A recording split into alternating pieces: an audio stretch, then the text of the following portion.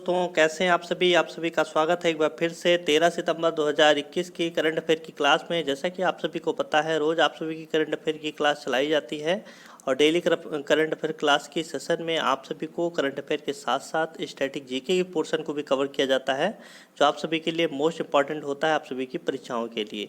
तो आप सभी से रिक्वेस्ट है, अगर आपने अभी तक हमारे YouTube channel study with Tiwari ji को सब्सक्राइब नहीं किया है तो आप सभी इसे सब्सक्राइब कर लें, जिससे आप सभी को हमारे द्वारा जो भी वीडियो दिए जाते हैं इसे आप आसानी से प्राप्त कर सकें। इस क्लास की पीडीएफ आप सभी को हमारे टेलीग्राम चैनल पर प्राप्त हो जाएगी, तो आप सभी को लिंक डिस्क्रिप्शन में मिल जाएगी, वहां पर आप क्लिक करके हमारे टेलीग्राम चैनल तक पहुंच सकते हैं और उसे ज्वाइन कर सकते हैं, जिससे आप सभी को जो भी क्लास हमारे द्वारा ली जाती है उसकी पीडीएफ आसानी से प्राप्त हो सके। तो आइए अपने सेशन की करेंगे शुरुआत। पहला क्वेश्चन है आप सभी के सामने, जो कि 13 सितंबर 2021 के करंट अफेयर से बना है। पूछा क्या बताया, हाल ही में किस भारतीय राज्य के मुख्यमंत्री विजय रूपानी ने मुख्यमंत्री पद से इस्तीफा दे दिया है? चार ऑप्शन आप सभी के सामने है। राजस्थान पहला ऑप्शन है, दूसरा ऑप्शन है असम, तीसरा ऑप्शन है गुजरात और चौथा ऑप्शन है अरुणाचल प्रदेश। तो आप सभी का इसका सही आंसर क्या हो जाएगा? किस राज्य के मुख्यमंत्री हैं जिन्होंने अपने पद से इस्तीफा दिया है? तो आप सभी का सही आंसर क्या हो जाएगा? तो गुजरात इसका सही आंसर हो जाएगा। आप सभी को याद कर लेना है कि गुजरात राज्य के मुख्यमंत्री हैं। अगर आप सभी से कुछ महत्वपूर्ण बिंदुओं की बात की जाए तो इन्होंने अपना इस्तीफा दिया किसे है? तो आचार्य देवव्रत को दिया है, जो कि गुजरात के राज्यपाल हैं। तो आप सभी को ये भी पॉइंट याद कर लेना है, यहाँ से ये चीज़ें निकल के आती हैं, ये निष्कर्ष निकल के आता है कि अगर मुख्यमंत्री अपना इस्तीफा देता है तो देता किसे है? तो आप सभी को याद कर लेना, राज्यपाल को देता है। और इन्होंने दिया किसे है? तो अपना इस्तीफा इन्होंने राज्यपाल आचार्य देवव्रत को सौंपा है। तो आप सभी को पहला पॉइंट क्लियर हो गया होगा। दूसरा पॉइंट अगर देखते हैं तो रूपाणी हाल ही के महीनों में अपने पद से इस्तीफा देने वाले भाजपा के चौथे मुख्यमंत्री हैं। तो इसे भी याद कर लेना है कि कौन से मुख्यमंत्री हैं। तो ये चौथे मुख्यमंत्री हैं जिन्होंने अपने मुख्यमंत्री पद से इस्तीफा दे दिया है। तो आप सभी को याद कर लेना है ये भी पॉइंट। अगर बात की जाए गुजरात में कुछ एडिशनल पॉइंट की, जो आप सभी के पेपर के लिए इम्पॉर्टेंट है, हाल ही में आप सभी से ये क्वेश्चन पूछा जा चुका है करंट अफेयर में, तो ये तीसरा और चौथा पॉइंट यही है, आप सभी को याद कर लेना है। तो पूछा क्या गया है कि इसमें बताया गया है कि गुजरात के गांधीनगर में डिफेंस एक्सपो 2022 का आयोजन किया जाएगा। तो इसे आप सभी को याद कर लेना है कहाँ पर? तो गुजरात के गांधीनगर शहर में मार्च 2022 में किसका? तो डिफेंस एक्सपो का आयोजन किया जाएगा। तो आप सभी को याद कर लेना है कब? तो डिफेंस एक्सपो 2022 का आयोजन किया जाना प्रस्तावित है, इसे आप सभी को याद कर लेना है। चौथे पॉइंट पर नजर डालते हैं तो गुजरात हाई कोर्ट के कार्यवाहक मुख्य न्यायाधीश विनीत कोठारी बने हैं। तो आप सभी को इसे भी याद कर लेना है, कौन बना है? तो गुजरात हाई कोर्ट के कार्यवाहक मुख्य न्यायाधीश किसे बनाया गया? विनीत कोठारी को बनाया गया है। आप सभी को इसे भी याद कर लेना है।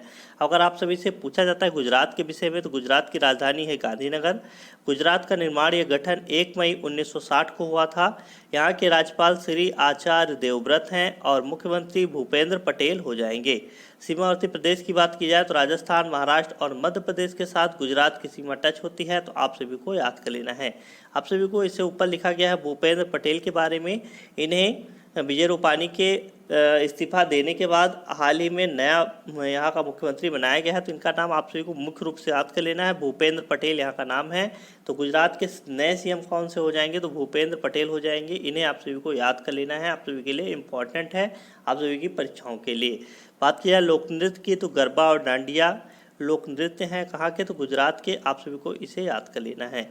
और आप सभी को सबसे बड़ा पॉइंट ये याद कर लेना है, गुजरात भारत की सबसे लंबी तटीय रेखा वाला राज्य भी है। तो इसे आप सभी को याद कर लेना, आप सभी के लिए इम्पोर्टेंट है। तो गुजरात भारत की सबसे लंबी तटीय रेखा वाला राज्य है, आप सभी के लिए इम्पोर्टेंट है। अगर आप सभी से पूछा जाता है कि भारत की सबसे कम तटीय रेखा वाला राज्य कौन सा है, तो आप सभी को याद कर लेना है कौन हो जाएगा? तो गोवा हो जाएगा। आप सभी को याद कर लेना है तो कौन सा राज्य हो जाएगा? तो गोवा हो जाएगा। आप सभी को इसे याद कर लेना है। अगर आप सभी से पूछा जाता है कि प्रायद्वीपीय भारत की सबसे लंबी तटरेखा वाला राज्य कौन सा हो जाएगा, तो इसे आप सभी को याद कर लेना है तो कौन सा राज्य हो जाएगा? तो आंध्र प्रदेश हो जाएगा। इसे भी आप सभी को याद कर लेना है। और कितने राज्यों की सीमा, कौन से भारत के कितने राज्य हैं जो समुद्री तटरेखा से लगे हुए हैं? अगर आपसे इसे ऐसा क्वेश्चन पूछा जाता है तो आपसे इसका सही आंसर क्या हो जाएगा? तो 9 राज्य हैं जिनकी सीमा किससे लगी हुई है? तो समुद्र रेखा से लगी हुई है। अब कौन कौन से राज्य हैं उसे आप सभी को देख लेना है। तो पहला राज्य आप सभी का हो जाएगा गुजरात, जो कि सबसे लंबी तटीय रेखा वाला राज्य है। दूसरा राज्य हो जाएगा महाराष्ट्र, तीसरा राज्य हो जाएगा गोवा, चौथा राज्य हो जाएगा कर्नाटक, पांचवा राज्य आप सभी का हो जाएगा केरल, छठा राज्य हो जाएगा तमिलनाडु, सातवां राज्य आप सभी का हो जाएगा आंध्र प्रदेश, आठवां राज्य हो जाएगा उड़ीसा, नौवां राज्य हो जाएगा पश्चिम बंगाल। तो इस तरीके से 9 राज्यों की सीमा समुद्र रेखा से लगती है, तो आप सभी को याद कर लेना है और जो भी पॉइंट आप सभी के लिए इंपॉर्टेंट है वो भी आप सभी से डिस्कस किए गए हैं, तो आप सभी को याद कर लेना है। आगे आप सभी से अगर बात की जाए, यहाँ पर कुछ राज्यों का राज्यपालों का फेर बदल हुआ है हाल ही में, तो इन्हें भी आप सभी को मुख्य रूप से देख लेना है। सबसे पहले राष्ट्रपति ने बनवारी लाल पुरोहित को, जो कि तमिलनाडु के राज्यपाल थे, इन्हें पंजाब का राज्यपाल नियुक्त किया है। तो आप सभी को याद कर लेना है कहाँ का राज्यपाल, तो पंजाब का राज्यपाल नियुक्त किया है। किसे, तो बनवारी लाल पुरोहित को, जो वर्तमान में तमिलनाडु के राज्यपाल थे, तो इन्हें आप सभी को याद कर लेना है। तो पंजाब का राज्यपाल नियुक्त किया है, साथ ही साथ चंडीगढ़ का प्रशासक भी नियुक्त किया है। कहाँ का, तो चंडीगढ़ का प्रशासक नियुक्त किया है, आप सभी को याद कर लेना है। आप सभी के लिए इम्पोर्टेंट पॉइंट है जो आप सभी से यहाँ पर डिस्कस किया जा रहा है। तो चंडीगढ़ का उपराज्यपाल किसे, या चंडीगढ़ का प्रशासक या उपराज्यपाल किसे नियुक्त किया गया है, तो आप सभी को याद कर लेना है, बनवारी लाल पुरोहित हो जाएंगे। अगर बात की जाए वर्तमान में नागालैंड के राज्यपाल RN रवि को तमिलनाडु का राज्यपाल बनाया गया है, तो इसे आप सभी को याद कर लेना। यानी तमिलनाडु का पद खाली हो गया था, तमिलनाडु का राज्यपाल का पद खाली हो गया था, अब उसके जगह पर नागालैंड के राज्यपाल हैं RN रवि को तमिलनाडु का राज्यपाल बनाया गया है, तो आप सभी को इसे याद कर लेना है। और बात की जाए असम के राज्यपाल प्रोफेसर जगदीश मुखी को, अब नागालैंड के जो राज्यपाल का पद था उसे किसे दे दिया गया है, ये तो अतिरिक्त कार्यभार के रूप में असम के राज्यपाल प्रोफेसर जगदीश मुखी को दे दिया गया है, तो आप सभी को इसे भी याद कर लेना है। तो अगर सिंपल वर्डों में बात की जाए तो पंजाब के राज्यपाल और चंडीगढ़ के प्रशासक कौन हो जाएंगे, तो बनवारी लाल पुरोहित हो जाएंगे। और अगर बात की जाए नागालैंड के राज्यपाल कौन हैं, तो वर्तमान में नागालैंड के राज्यपाल कौन से हो जाएंगे, तो आप सभी को याद कर लेना है, प्रोफेसर जगदीश मुखी हो जाएंगे। अगर आप सभी से पूछा जाएगा कि तमिलनाडु के राज्यपाल वर्तमान में कौन है, तो RN रवि हो जाएंगे, आप सभी को याद कर लेना है। आइए देखते हैं दूसरा नंबर क्वेश्चन आप सभी से पूछा गया, हाल ही में किसने bullets over Bombay Satya and the Hindi film gangster नामक पुस्तक लिखी है। अब 4 ऑप्शन आप सभी के सामने हैं, चेतन भगत, रामचंद्र गुहा, उदय भाटिया और मनोज बाजपेयी। तो आप सभी का इसका सही आंसर क्या हो जाएगा, किसने bullets over Bombay Satya and the Hindi film gangster नामक पुस्तक लिखी है, तो आप सभी का सही आंसर इसका क्या हो जाएगा, तो उदय भाटिया इसका सही आंसर हो जाएगा। आप सभी को इस पुस्तक का नाम याद कर लेना मुख्य रूप से आप सभी के लिए इम्पोर्टेंट है। अब आप सभी को आगे की स्लाइड में कुछ पुस्तकें दी गई हैं, उनके लेखक का नाम दिया गया है जो आपसे हाल ही में डिस्कस की जा चुकी है प्रीवियस क्लास में, आप सभी के लिए रिपीट होती रहेंगी तो आसान रहेगा याद होना। तो सबसे पहले पुस्तक है the Haryana environment and the pollution code, पहली पुस्तक है जिसे धीरा खंडेलवाल द्वारा लिखा गया है और हाल ही में इसे हरियाणा के मुख्यमंत्री मनोहर लाल खट्टर द्वारा विमोचित किया गया है। तो आप सभी को याद कर लेना किसके द्वारा, तो मनोहर लाल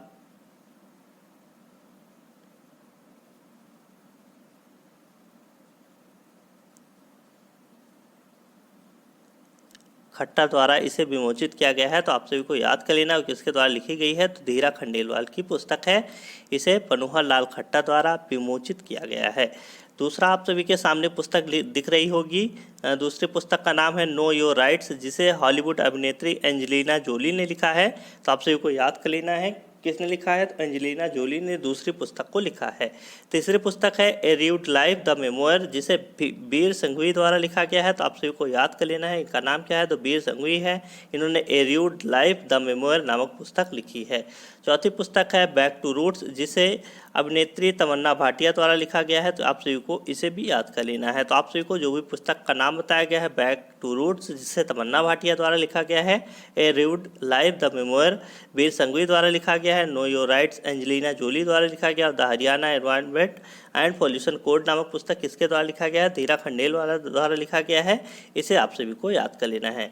आइए देखते हैं तीसरा नंबर क्वेश्चन पूछा गया, बताया हाल ही में किसे राष्ट्रीय अल्पसंख्यक आयोग का अध्यक्ष नियुक्त किया गया है। 4 ऑप्शन आप सभी के सामने हैं, मुख्तार अब्बास नकवी, इकबाल सिंह लालपुरा, हर्ष चौहान और विजय सांपला।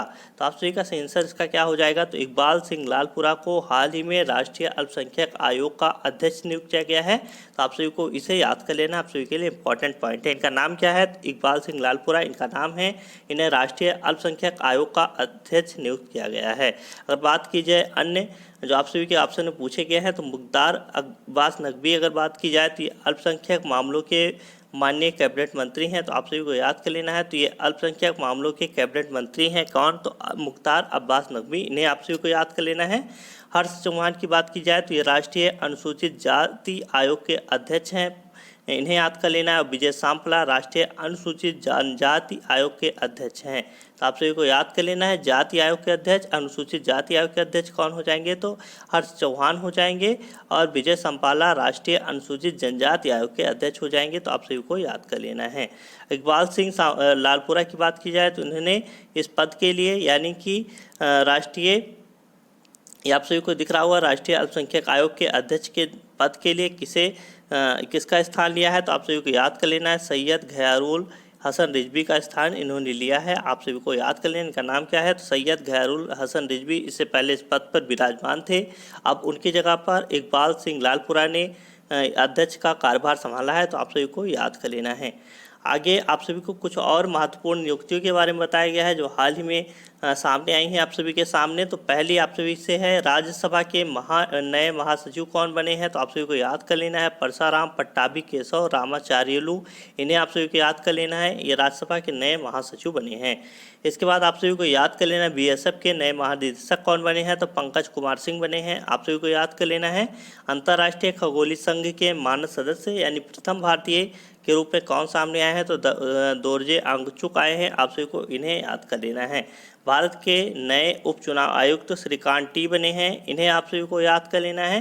तो 4 पॉइंट जो आप सभी के सामने रखे गए हैं, इन्हें आप सभी को मुख्य रूप से याद कर लेना है, आप सभी के पेपर के लिए इम्पॉर्टेंट है। ऐसे ही अन्य नियुक्ति के बारे में आप सभी को आगे क्लास में डिस्कस किया जाएगा, तो आप सभी को इनका नाम याद करते चलना है, जिससे आप सभी के लिए चीज़ें आसान हो जाएं और आप सभी को आसानी से हर एक क्वेश्चन से दूसरे क्वेश्चन के तक पता चलता रहे। आइए देखते हैं चौथा नंबर क्वेश्चन पूछा गया, बताएं निम्नलिखित में से कौन सा देश बिटकॉइन को राष्ट्रीय मुद्रा के रूप में अपनाने वाला दुनिया का पहला देश बन गया है। 4 ऑप्शन आप सभी के सामने हैं, अल सल्वाडोर, रूस, चीन और जापान। तो आप सभी का सही आंसर इसका क्या हो जाएगा, तो अल सल्वाडोर इसका सही आंसर हो जाएगा, जिसने बिटकॉइन को राष्ट्रीय मुद्रा के रूप में अपनाने वाला पहला देश बन गया है, तो आप सभी को इसे याद कर लेना है। आखिर आप सभी को बिटकॉइन के बारे में बताया गया है कि बिटकॉइन है क्या आखिर, तो बिटकॉइन एक प्रकार की डिजिटल मुद्रा या क्रिप्टो करेंसी है जो तत्काल भुगतान को सक्षम बनाती है, और बिटकॉइन को वर्ष 2009 में दुनिया के सामने पेश किया गया था। तो सबसे बड़ा पॉइंट ये है कि इसे कब पेश किया गया था, तो 2009 में पेश किया गया था, इसे आप सभी को याद कर लेना है। यह एक ओपन सोर्स प्रोटोकॉल पर आधारित है और इसे किसी भी केंद्रीय प्राधिकरण द्वारा जारी नहीं किया जाता है, इसे आप सभी को याद कर लेना है। तो आप सभी को पता चल गया होगा कि आखिर बिटकॉइन है क्या, इसे आप सभी को याद कर लेना है। आगे आप सभी को अल सल्वाडोर के विषय में बताया गया है, तो अगर आप सभी से इसकी राजधानी पूछी जाती है तो सैन सल्वाडोर इसकी राजधानी हो जाएगी। अगर यहाँ के राष्ट्रपति की बात की जाए तो नायब बुकेले यहाँ के राष्ट्रपति हो जाएंगे।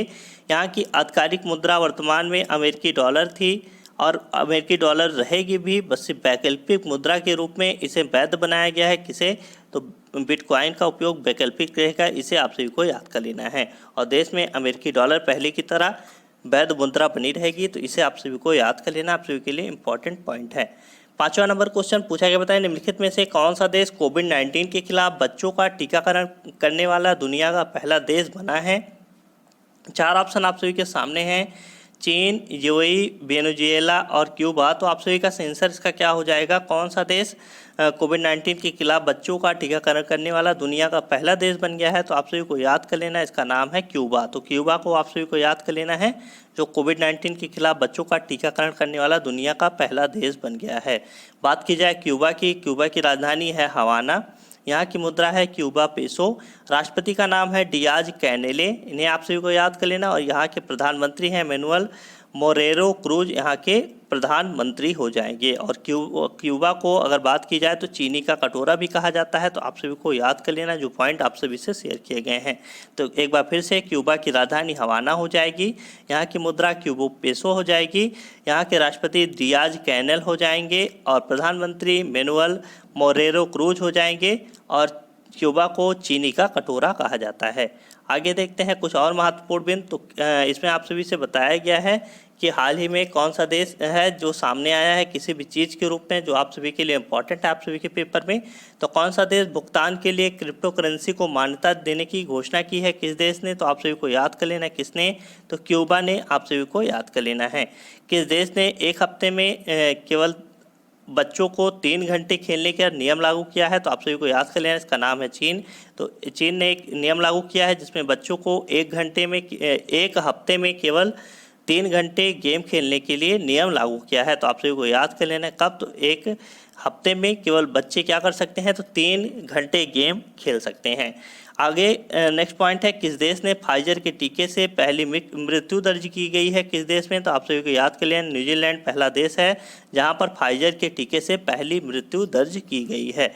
आइए देखते हैं 6वां नंबर क्वेश्चन पूछा गया, बताया हाल ही में किस देश ने नए पृथ्वी अवलोकन उपग्रह गोफेन 502 को सफलतापूर्वक लॉन्च किया है? 4 ऑप्शन आप सभी के सामने हैं, चीन, भारत, अमेरिका और जापान। तो आप सभी का सेंसर इसका क्या हो जाएगा, किसने नए पृथ्वी अवलोकन उपग्रह गोफेन 502 का सफलतापूर्वक लॉन्च किया है? तो आप सभी को याद कर लेना है, चीन इसका सेंसर हो जाएगा। अगर आप सभी से पूछा जाता है कि इसे कहाँ से लॉन्च किया गया है, तो इस चीन ने इसे उत्तरी चीन के शांक्सी प्रांत के ताइवान सैटेलाइट लॉन्च सेंटर से लॉन्च मार्ग 4C रॉकेट पर लोड करके इसे लॉन्च किया है। तो किस रॉकेट पर इन्होंने इसे लोड करके लॉन्च किया है? तो सबसे पहले आप सभी को इसे याद कर लेना, इसका नाम है लॉन्ग मार्च 4C रॉकेट, इसे आप सभी को याद कर लेना है।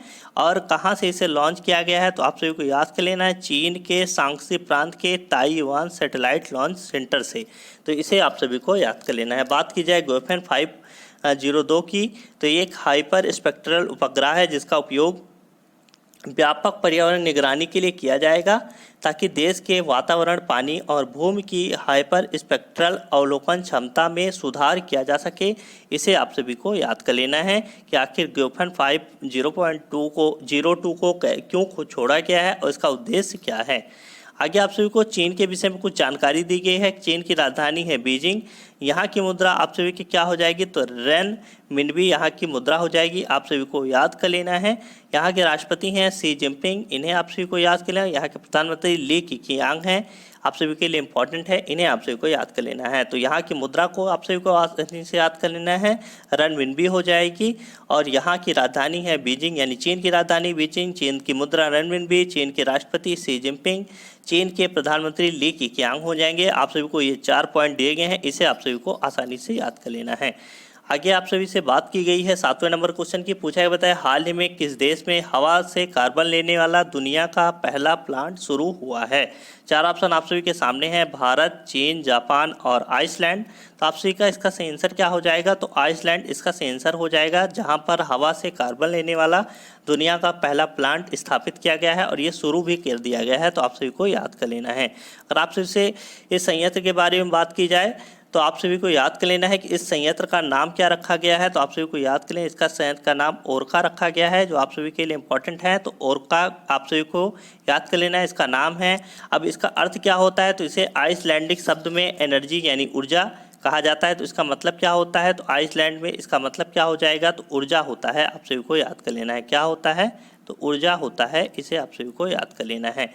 बात की जाए इसकी, तो ये प्रतिवर्ष कम से कम 4000 टन कार्बन डाइऑक्साइड सोख लेगा। तो आप सभी को इसे भी याद कर लें, कितने, तो 4000 टन कार्बन डाइऑक्साइड सोखेगा। ये आप सभी के लिए बहुत ही बड़ा पॉइंट है, इसे आप सभी को याद कर लेना है। यह करेगा क्या, तो हवा से सीधे कैप्चर की गई कार्बन डाइऑक्साइड को 1000 मीटर की गहराई पर भूमिगत रूप से जमा कर देगा, जहां इसे चट्टान में बदल दिया जाएगा। तो आप सभी को ये भी याद कर लेना है, इसकी क्रियाविधि क्या है, किस लिए इसे बनाया गया है। तो आप सभी को ये जानकारी प्राप्त हो गई होगी। आगे आप सभी से आइसलैंड के बारे में बताया गया है। अगर आप सभी से पूछा जाता है कि आइसलैंड की राजधानी क्या है, तो रेकजाविक हो जाएगी इसकी राजधानी। यहाँ की मुद्रा हो जाएगी आइसलैंडिक क्रोना।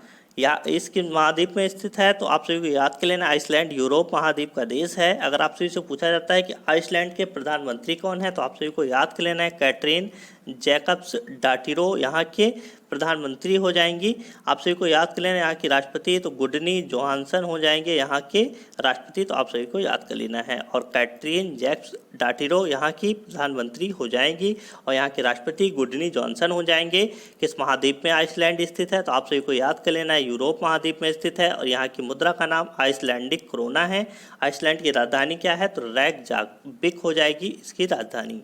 आइए देखते हैं 8वां नंबर क्वेश्चन पूछा गया, बताएं निम्नलिखित में से किसने वीडियो कॉन्फ्रेंसिंग के माध्यम से 13वें ब्रिक्स शिखर सम्मेलन की अध्यक्षता की है। 4 ऑप्शन आप सभी के सामने हैं, राजनाथ सिंह, अमित शाह, एस जयशंकर और नरेंद्र मोदी। तो आप सभी का सही आंसर क्या हो जाएगा, तो नरेंद्र मोदी जो आप सभी के 15वें क्या है, तो पीएम है, आप सभी को याद कर लें, यानी प्राइम मिनिस्टर हैं। इन्होंने क्या किया है, तो वीडियो कॉन्फ्रेंसिंग के माध्यम से 13वें ब्रिक्स शिखर सम्मेलन की अध्यक्षता की है। बात की गई है ब्रिक्स की अगर आप सभी से बात की जाती है तो कौन कौन से देश इसके की मेंबर हैं, तो बी से हो जाएगा ब्राज़ील, आर से रसिया, आई से इंडिया, सी से चाइना और एस से साउथ अफ्रीका हो जाएगा। तो ये इसके की मेंबर हो जाएंगे जो मेजर कंट्रीज हैं। इसकी स्थापना अगर आप सभी से पूछा जाता है तो जून 2006 में इसकी स्थापना हुई थी। अगर आप सभी से पूछा जाएगा पहले ब्रिक्स समिट कब हुई थी, तो 16 जून 2009 को पहली ब्रिक्स समिट हुई थी, आप सभी को याद कर लेना है। अभी तक भारत ने 3 बार 2012, 2016 और 2021 ब्रिक्स सम्मेलन की अध्यक्षता की है, तो आप सभी को याद कर लेना है।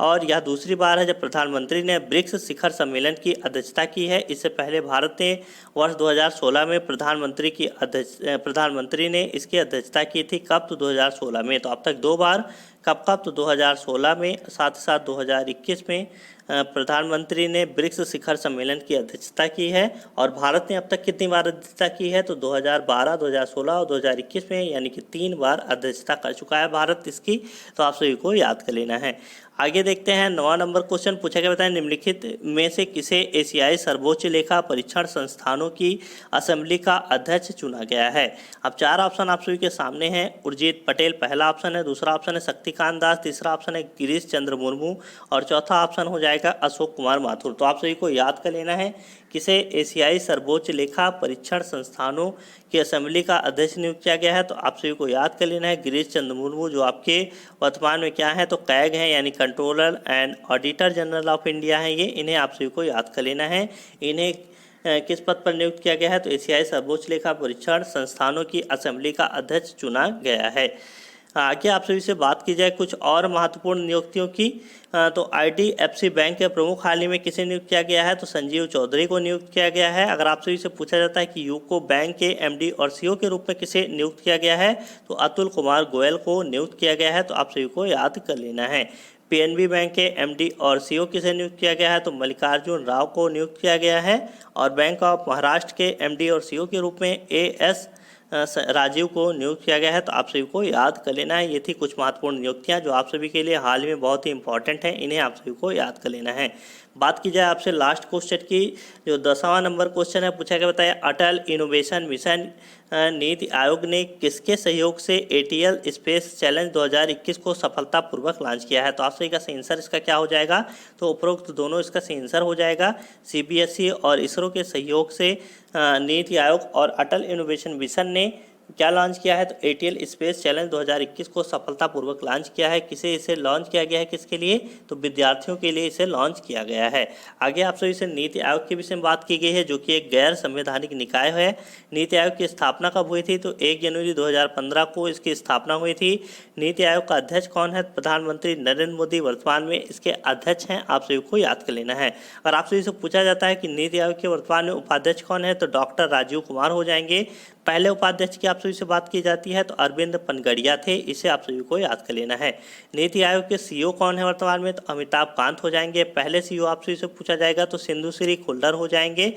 और नीति आयोग का फुल फॉर्म आप सभी से पूछा जाएगा तो national institute for transforming India इसका फुल फॉर्म हो जाएगा, आप सभी को याद कर लेना। तो ये थे आप सभी के कुछ पॉइंट जो नीति आयोग से जुड़े हुए थे आप सभी के पेपर के लिए। इसमें से क्वेश्चन बनेंगे निश्चित रूप से। अगर आप सभी से नीति आयोग से कोई भी क्वेश्चन पूछा जाता है तो आप सभी को इस स्लाइड में जो भी जानकारी दी गई है इसे आप सभी को अपने दिमाग में बैठा लेना है। आप सभी से सीबीएसई की बात की गई थी क्वेश्चन में, तो आप सभी को सीबीएसई के बारे में याद कर लेना है। सीबीएसई का फुल फॉर्म क्या है? तो central board of secondary education इसका फुल फॉर्म है। इसके चेयरमैन वर्तमान में कौन है? तो मनोज आहूजा हो जाएंगे। इसका फॉर्मेशन 2 जुलाई 1929 को हुआ था। किस रूप में?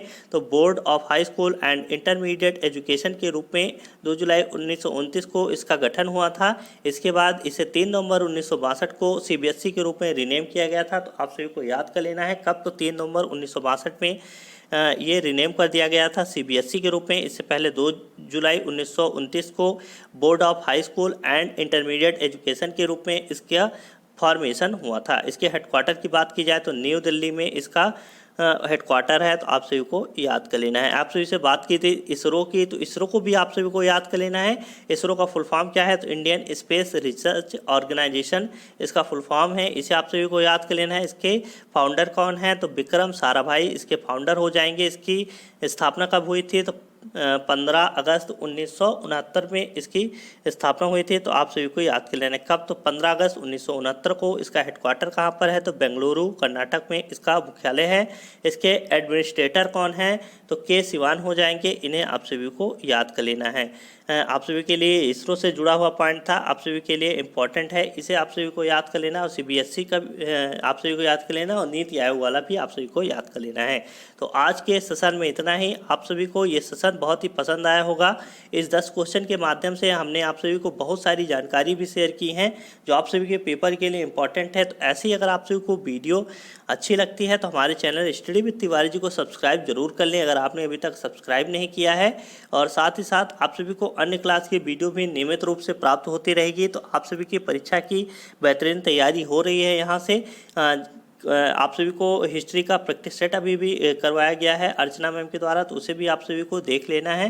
आप सभी को वो जो भी सेशन लिया जा रहा है उनके द्वारा और हमारे द्वारा भी लिया जा रहा है आप सभी के परीक्षा के लिए मोस्ट इंपॉर्टेंट है। तो अगर आप सभी को इस क्लास की पीडीएफ प्राप्त करनी है तो आप सभी को टेलीग्राम चैनल से जुड़ जाना है। लिंक आप सभी को डिस्क्रिप्शन में मिल जाएगी, वहाँ पर क्लिक करके हमारे टेलीग्राम चैनल से जुड़ सकते हैं और इस क्लास की पीडीएफ को आप आसानी से प्राप्त कर सकते हैं। तो आज के सेशन में ही मिलेंगे आप सभी को 14 सितंबर 2021 के करंट अफेयर में। तब तक के लिए नमस्कार, जय हिंद।